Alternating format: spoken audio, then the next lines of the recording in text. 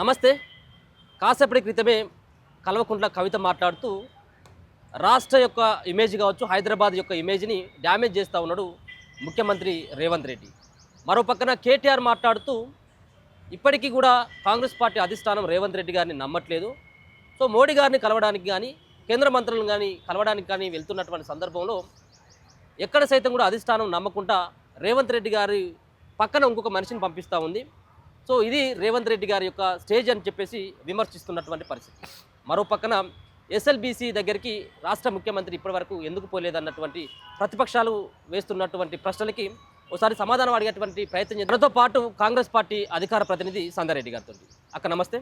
So ముఖ్యంగా మీరు చాలా కాలం పనిచేసినటువంటి మీ దోస్తు మాట్లాడుతూ ఉంది కాసేపటి క్రితమే, ముఖ్యమంత్రి రేవంత్ రెడ్డి గారి నిర్ణయాల వల్ల, ఆయన తీసుకొచ్చినటువంటి హైడ్రా వల్ల రాష్ట్ర ఇమేజ్తో పాటు హైదరాబాద్ ఇమేజ్ మొత్తం అంతా డ్యామేజ్ అయిపోయింది అన్నటువంటి వ్యాఖ్యలు చేస్తూ ఉన్నది. సో దాన్ని ఎట్లా చూస్తారు మీరు?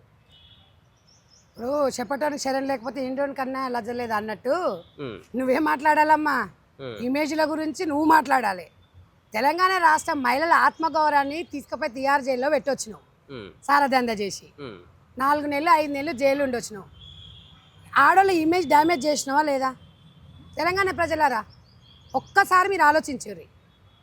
ఎక్కడన్నా మన తెలంగాణలో మన ఆడోళ్ళని ఎక్కడన్నా సరే, మనం తెలంగాణ ఉద్యమం కోసం జైళ్ళలోకి పోయినాం, కానీ ఎక్కడన్నా మనం జైళ్ళలోకి పోయొచ్చినామా? అది మామూలు జైలు కూడా కాదు, తిహార్ జైలు. మరి అది ఆ జైల్లో 5 నెలలు 6 నెలలు పోయి మళ్ళీ ఆ దందా ఏం దందా చేసింది? లిక్కర్, మళ్ళీ లిక్కర్ దందా, మంచిగా స్టైల్గా లిక్కర్, కానీ సారదందా. మన తెలంగాణ అంశాన్ని తెలంగాణలో సారదందా అంటారు. మరి సారదందా చేసి నీకే సిగ్గు లేకపోతే నువ్వే ఆత్మగౌరవం తీసుకొని నీ ఇమేజ్ని డ్యామేజ్ చేసుకొని కల్వకుంట్ల ఇమేజ్ డ్యామేజ్ చేసుకుని మీరు ఇవాళ రేవంత్ రెడ్డి గారు ఇమేజ్ డ్యామేజ్ కాలే. ఇవాళ రేవంత్ రెడ్డి గారు అనే వ్యక్తి తెలంగాణ ప్రజలు ఎన్నుకుంటేనే సీఎం అయిండు తప్ప కల్వకుంట్ల ఫ్యామిలీతోని సీఎం కాలేదు. ఇవాళ హైడ్రా వల్ల చాలామంది ఆ పాపము అదంతా మీ బీఆర్ఎస్ వాళ్ళదే. మరి టీఆర్ఎస్ అనాలనో తెలియదు, బీఆర్ఎస్ అనాలనో తెలియదు, మీకే తెలియాలి ఆ విషయము. ఇవాళ హైడ్రా వల్ల ఇవాళ ప్రజలకు ఒక క్లారిటీ వచ్చింది. గతంలో మీరు చేసిన భూ కబ్జాల వల్ల అందులో అయితే మెయిన్ కీలక పాత్ర నువ్వే. ఆ యాదగిరి గుట్ట చుట్టుపక్కల నయం భూములు మొత్తం ఆక్వై చేసుకుంది కవిత. ఇక్కడ మహబూబ్ నగర్ ఎస్విఎస్ కాలేజ్ దగ్గర 70 ఎకరాలట. ఏడజూడు కవితయే ఉన్నాయి. నువ్వు కూడా ఇమేజ్ల గురించి మాట్లాడుతున్నావు అంటే సిగ్గుకే సిగ్గు వచ్చినట్టు అనిపిస్తుంది. అది కొంచెం నువ్వు ఆలోచించుకోవాలి. నువ్వు మళ్ళీ రాజకీయాలు చేసుకోవాలనుకుంటే చేసుకో, తప్పులేదు. ఒక ఎమ్మెల్సీగా హుందాతనంలో మాట్లాడుకో. ఈరోజు నేను ఇన్స్పిరేషన్గా తీసుకుందాం అనుకున్నారు. తెలంగాణ ఉద్యమం చేసినప్పుడు ఒక ఉద్యమ నాయకురాలుగా చాలా గౌరవించు. నువ్వు ఉద్యమం తర్వాత తెలంగాణ ప్రజలు ఒక తొలి ఎంపీగా నీకు అవకాశం ఇస్తే వాళ్ళ ఆత్మగౌరవాన్ని దెబ్బతీసే విధంగా బతుకమ్మను నెత్తిలో పెట్టుకొని, గౌరమ్మని నెత్తిలో పెట్టుకొని ఆత్మగౌరవం మొత్తం ఢిల్లీలో ఏ రోజైతే నువ్వు జైలుకు పోయేసి వచ్చినావో ఆ రోజే నీ ఇమేజ్ డ్యామేజ్ అయిపోయింది. ఇక నీకు మాట్లాడే నైతిక హక్కు లేదు. సో ఎస్ఎల్బీసీ ఆ టన్నెల్లో ఇరుక్కున్నటువంటి 8 మంది, సో వాళ్ళు ప్రాణాలతో ఉన్నారా, బ్రతికున్నారా, చనిపోయారా తెలియనటువంటి పరిస్థితి. రాష్ట్ర సర్కారు బాధ్యత తీసుకొని ఒక ముఖ్యమంత్రి సైతం కూడా ఇప్పటివరకు అక్కడికి వెళ్ళి కనీసం చూడనటువంటి సిచ్యువేషన్లో రాష్ట్ర ముఖ్యమంత్రి ఉన్నాడు. కేవలం ఎన్నికల ప్రచారం కోసం మాత్రం టైం ఉంటుంది, కానీ వాళ్ళని చూసేటువంటి టైం ఇప్పుడు ముఖ్యమంత్రికి దొరకట్లేదా? ఒక్కటి తమ్ముడు, అక్కడ జరిగిన విషయం మాత్రం బాధాకరం. రాజకీయాలు వద్దు, దురదృష్టకరము, బాధాకరము. వాళ్ళ కుటుంబానికి దేవుడు అంటే ఒక మనోధైర్యం ఇవ్వాలని కోరుకుంటున్నా. ఢిల్లీ నుంచి ప్రత్యేక బృందాలు కూడా తెప్పించిన. అది దానివల్ల ఈ పాపం అంతా కేసీఆర్దే. ప్రభుత్వం వచ్చి 1.5 సంవత్సరం అయింది. మీ ప్రభుత్వం 10 సంవత్సరాలు ఉంది. ఇవాళ నల్లగొండ జిల్లా ఉద్యమాల గడ్డ అని చెప్పి మీటింగ్ పెట్టి ఆ పిట్టల దొరలాగా వచ్చి చెప్పిపోయింది ఎస్ఎల్బీసీ కంప్లీట్ చేసి వేసుకొని కూర్చొని కంప్లీట్ చేస్తాను అనలేదా అని మీరు మీ భవన్ సాక్షిగా మీరు ప్రమాణం చేయండి.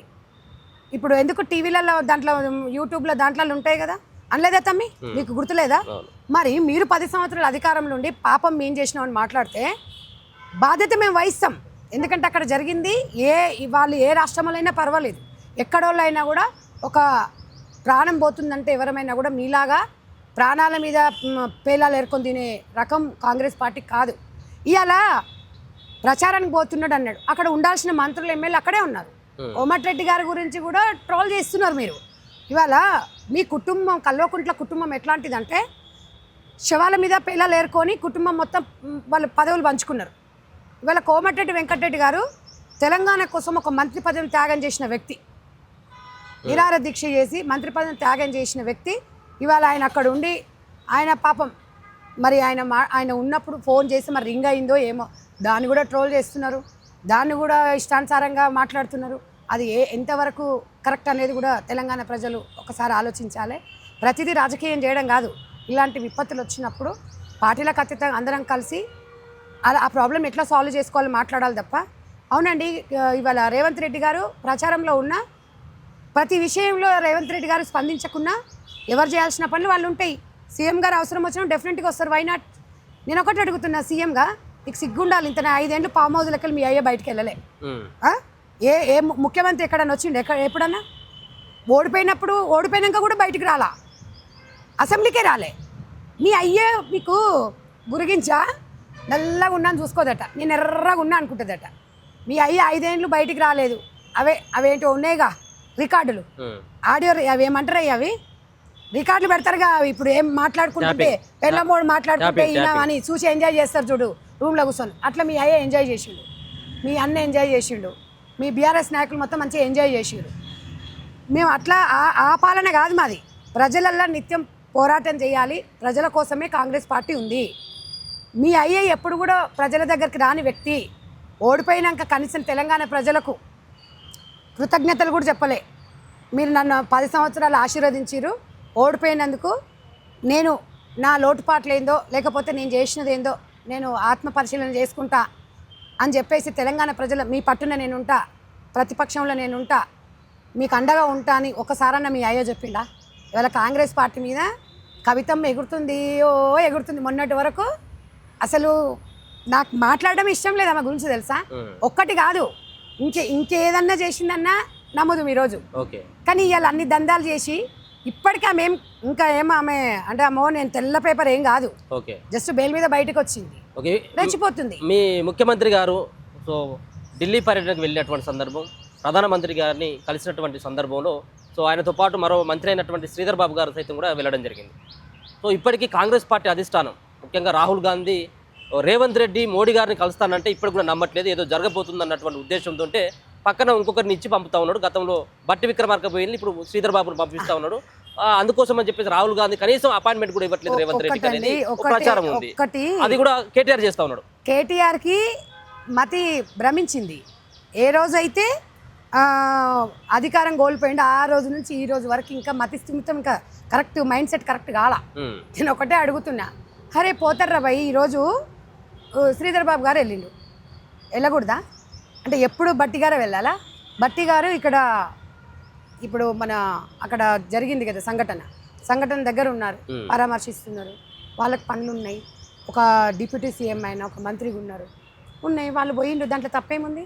ఇవాళ రేవంత్ రెడ్డి గారు ఒరే తిక్కలు నా కొడుక కేటీఆర్, ఇవాళ రేవంత్ రెడ్డి గారు మీ అయ్యలాగా మోడీ గారి దగ్గరికి ఎవరిని తీసుకుపోకుండా మీ అయ్య పోయి మోడీ గారు కాలు మొక్కిండు. మరి దేనికి నీకు మొక్కిండనే తెలంగాణ ప్రజలందరూ అనుకుంటారు. ఎవ్వరు ఎంబడి ఉండొద్దు, నేను ఎక్కడనే పోవాలని చెప్పేసి మీ అయ్య ఎంపికనికి పోయిండు మోడీ దగ్గరికి. కనీసం మరి రేవంత్ అన్న శ్రీధర్ బాబు గారిని తీసుకొని పోయిండ్రు. తెలంగాణ ప్రజలకు ఆయన ఒక పెద్దన్నరా. ఇవాళ తెలంగాణ ప్రజలకు సీఎం మీలాగా మీ చెల్లె కోసం మీ అయ్యలాగా కాలు మొక్కనిక పోలే మోడీ దగ్గరికి. తెలంగాణ ప్రజలకు రావాల్సిన నిధుల నియామకాల గురించి మాట్లాడనిక పోయిండు. పోతాడురా, మీరు ఇంతకుముందు పోయిండ్రా? మీ అయ్య పోయిండా? 10 సంవత్సరాలు ఒక్కసారి ప్రధానమంత్రి గిల్లి కజ్జాలు పెట్టుకొని తెలంగాణకు రావాల్సిన నిధులు కూడా తీసుకురాలేదు. మీరు బెటరు, ఇంకో అమ్మ బెటరు అడుకోనియదు. ఇలా రేవంత్ రెడ్డి గారు తెలంగాణ ప్రజల సీఎం, ఆయన సొంతంగా పోలా, ఇలా ప్రజల కోసం పోయిండు. అవునండి, నవ్వుతే తప్ప మీ అయ్యలాగా మూతి ముడుచుకొని మీ అక్కలాగా మీ చెల్లెలాగా మీ కుటుంబంలాగా ముచ్చుమొక్కలాగా ఉండమంటారా? అందరితో నవ్వుకుండాలే. పాలమూరలకు తెలిసింది, ఇలా తెలంగాణ బిడ్డలకు తెలిసింది. మంచిగా మాట్లాడుకొని మనకు కావాల్సిన నిధులు తెచ్చుకోవాలి. ట్యాక్సీలు కడుతున్నామండి. ఇవాళ తెలంగాణ నుంచి 40% ఇవాళ సెంట్రల్ గవర్నమెంట్ కడితే రూపాయి కూడా వస్తలేదు మన దగ్గర. ఓ 10% వస్తలేదు. మరి అడగొద్దా మనం? ఎవరు అడగాలి? తెలంగాణ నుంచి రావాల్సిన నిధుల నియామకాలు ఎవరు అడగాలండి? సీఎం కాదా? సీఎంగా పోతే ఇవాళ ఇష్టానుసారంగా మాట్లాడుతున్న కేటీఆర్. ఇవాళ అదే అడుగుతున్నా నేను. ఇదే సీఎం ఉన్నప్పుడు మోడీ గారి దగ్గరికి వెళ్ళిండు మీ నాయన, ఒక్కడు ఎందుకు పోయిండు అది చెప్పండి బయటికి. ఎందుకు పోయిండు? అప్పుడు మంత్రులు ఉన్నారు, అందరు ఉన్నారు కదా, ఎందుకు పోయిండు? మరి ఒక్కడు ఎందుకు పోయిండు? ఒక్కడికి నీకేం అవసరం ఉండి పోయినావు? దేనికోసమైనా నీ బిడ్డ కేసు గురించి మాట్లాడడానికి పోయినవారు తెలంగాణ ప్రజలు అన్నారు. అది నిజమా కాదని మీరు చెప్పాలా. ఇవాళ రేవంత్ రెడ్డి గారికి ఆయనకు ఓపెన్ ఉంటాడు, ఆయన ప్రజల పక్షాన ఉంటాడు, ప్రజల నాయకుడు. ఆయనకు ఇప్పుడు రాహుల్ గాంధీ గారు కలుస్తలేరు అని అంటే, ఇప్పుడు సీఎం చేసింది అధిష్టానం అండి. వీళ్ళు ఎట్లా మాట్లాడుతున్నారంటే చాట్ల తోడబెట్టి కుక్కల కొట్లాడ పెట్టాలి తెలంగాణ ప్రజల మధ్యలో అనుకుంటారు. తెలంగాణ ప్రజలు మిమ్మల్ని కర్రిగాల్చి వాత పెట్టిరు, మీ మాటలు ఎవడు నమ్మే పరిస్థితి, ఏదో ఒకటి మాట్లాడాలి, ఏదో ఒకటి మాట్లాడాలి, పబ్లిక్లో ఉండాలి, ప్రజలను కన్ఫ్యూజ్ చేయాలి ఫస్ట్ నుంచి అంతే వాళ్ళకు. ఒక ఫోన్ ట్యాపింగ్ కేసులో ముఖ్యంగా ఇప్పుడున్నటువంటి రాష్ట్ర ముఖ్యమంత్రి కల్వకుంట్ల కుటుంబం అంతా కూడా ములాఖాత్ అయిపోయింది. ఆల్రెడీ ఈ కేసు అంతా కూడా అవసరమైతే ఉంటే సిబిఐకి ఇవ్వండి, మేము కేంద్ర ప్రభుత్వ సంస్థతో మేము దర్యాప్తు చేస్తాం. సో ఇప్పుడు రేవంత్ రెడ్డి కేసీఆర్ ఇద్దరు కూడా ఒకటే అన్నటువంటిది బీజేపీ పార్టీ మంత్రులు అయినటువంటి కేంద్ర మంత్రులు అయినటువంటి బండి సంజయ్ కావచ్చు, కిషన్ రెడ్డి వీళ్ళిద్దరు మాట్లాడారు. ఒకటే అండి, భూమి ఆకాశం అనేది కలుస్తుందా? ఒకవేళ బీఆర్ఎస్ పార్టీతో కలవాలి, కాంగ్రెస్తో కలవాలంటే తెలంగాణ ఇచ్చినప్పుడే అప్పుడున్న టీఆర్ఎస్ పార్టీ కలిసేది. ఇప్పుడు కేసీఆర్కి మాకేం సంబంధం అండి? అంత అవసరం ఏముంది? ఒక మాట చెప్పండి మీరు. ఇప్పుడు ఏమైనా ఎలక్షన్లు ఉన్నాయా? లేకపోతే వీళ్ళతో మాకేమైనా అవసరం ఉందా? నిజంగా అక్కడున్న నాయకులు మా దగ్గరకు వస్తున్నారు, మరి ఇక్కడ గిట్టుబాటు కాకుండా పోతున్నారేమో, మళ్ళీ పోతామా అని అటు సైడ్ చూస్తున్నారు. అది వాళ్ళ విజ్ఞత. అక్కడున్న స్థానికంగా ఉన్న ప్రజల కోసం ఎందుకు వచ్చిరో, మళ్ళీ ఎందుకు పోతారో వాళ్ళకి తెలవాలి. ఇవాళ ఇష్టానుసారంగా బండి సంజయ్ గారు, నేను చెప్పినా కదండి, ఒక గల్లీ లీడర్ కన్నా దుర్మార్గంగా మాట్లాడుతాడు.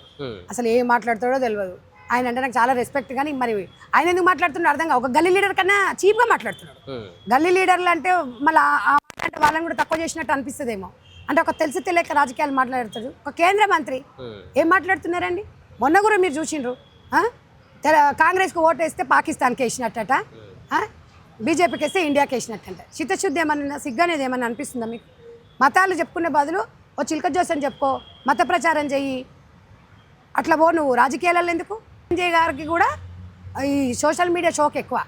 ఎప్పుడు ఏదో ఒకటి చేయాలి, పబ్లిక్లోకి పోవాలి అనేది ఉంది. కొంచెము పబ్లిక్లో ఉన్నప్పుడు రాజకీయాలు నీతిగా మాట్లాడండి, నీతిమంతమైన రాజకీయాలు చేయండి. పదవిలో ఉన్న శాశ్వతం కాదు, అర్థమైందా? మంచి ఏమీలు ఒక్కసారి శ్మశానం దగ్గర పోయి చూడండి. ఏమీలు అందరూ కాలగర్భంలో కలిసిపోయారు. మనం ఎంత చెప్పండి? అహంకారం అనేది వచ్చినప్పుడు శ్మశానం దగ్గర పోయి ఒకసారి చూస్తే వాడి దగ్గర సేపు కూర్చొని చూడండి మనం ఏంది అనేది. చేసినప్పుడు బండి సంజయ్ ఏం చేసిండు, రేవంత్ రెడ్డి గారు ఏం చేసిండు, కేసీఆర్ ఏం చేసి ప్రజలకు శిరసేకర నిలిచిపోవాలా. అది రాజకీయాలు. ఇవాళ టైగర్ రేవంత్ రెడ్డి గారు, టైగర్ బృందం, మంత్రులు కూడా కరెక్ట్గా పనిచేస్తున్నారు. తలా ఒక పని పంచుకొని తండ్రికి కొడుకుల్లాగా, అన్నకు తమ్ముళ్ళలాగా పనిచేస్తూ, అన్న నువ్వు ఈ పని చేసుకో, మేము ఈ పని చేస్తాం అంటారు. మొత్తం కర్త క్రియ కర్మాన్ని కేసీఆర్ లాగా కాదు. వాళ్ళకి ఎట్లాంటి చెప్పండి అంట, తమ్మి ఇలా ఎమ్మెల్యే అంటే లెక్కలేదు, వాళ్ళకు ఓ మినిస్టర్ అంటే లెక్కలేదు. మొత్తం కర్త క్రియ కర్మాన్ని కేసీఆర్ ఉన్నాడు కాబట్టి అట్లనే చేయాలనుకోరు. మేము అట్లా కాదు, పదవులు అందరికి ఇచ్చినాం, అందరు కలిసి పని చేద్దాం, అందరం కలిసి ముందుకెళ్దాం. అది వాళ్ళకి నచ్చట్లే, అది వాళ్ళ ఎజెండా. మా ఎజెండా ప్రతి ఒక్కరు కూడా, ఎమ్మెల్యే కూడా ఒక కాంగ్రెస్ పార్టీ కార్యకర్త లాగానే ముందుకు పోయి పనిచేస్తారు తప్ప ఈ అహంకారాలు అనేది ఉండవు. ఇవాళ ఉంది, రేపు పోతుంది. పదవులు శాశ్వతం కాదు. నీతి రాజకీయాలు చేసుకుంటూ ప్రజాస్వామ్యంలో ముందుకోవాలి తప్ప ఈ కవితను ఎవరు నమ్మే పరిస్థితుల్లో లేడు. కేటీఆర్ నమ్మే, ఇంకా వాళ్ళిద్దరికే పడతలేదు. అందుకే పడకనే కదా కేసీఆర్కి మళ్ళీ హరీష్ రావుకి ఇచ్చిండు పార్టీ పగ్గాలు. మరి ఇప్పుడు వాళ్ళకి పడుతుందా? మీరు అనుకుంటారా? అది మీరు చూసుకోవాలి. నువ్వు పోయి ప్రెస్ మీట్ పెట్టంగా నేను ఓడేం పెద్ద అదైతే ప్రెస్ మీట్ పెట్టాను, నీ దగ్గర డబ్బులు ఉన్నాయి, ఉంది పెట్టుకుంటున్నావు, నీకు డబ్బు దురద బాగుంది, మరి కానివ్వండి. అంతేగాని ప్రజలలోకి వస్తే ప్రజలు చెప్తారు. Okay, right. Thank you so much. మొత్తానికి అయితే మాత్రం కాంగ్రెస్ పార్టీ అధిష్టానం రేవంత్ రెడ్డి పట్ల సానుకూలంగానే ఉంది. సో ఇదంతా కూడా బీఆర్ఎస్ పార్టీ కావచ్చు, బీజేపీ పార్టీ కావచ్చు, సో ఆ నాయకులందరూ కూడా బురద జల్లేటువంటి ప్రయత్నం చేస్తున్నారు తప్పించి రాష్ట్ర ప్రభుత్వం ప్రజాశ్రేయస్సు కోసం నిరంతరం పాటుపడుతూ ఉంది. ఈ రోజు బండి సంజయ్ గారు మాట్లాడుతున్నటువంటి మాటలకు అర్థం లేదన్నటువంటి అభిప్రాయాన్ని సందారెడ్డి గారు అయితే చెప్తున్నటువంటి పరిస్థితి. చూస్తూనే ఉండండి మన తెలుగు.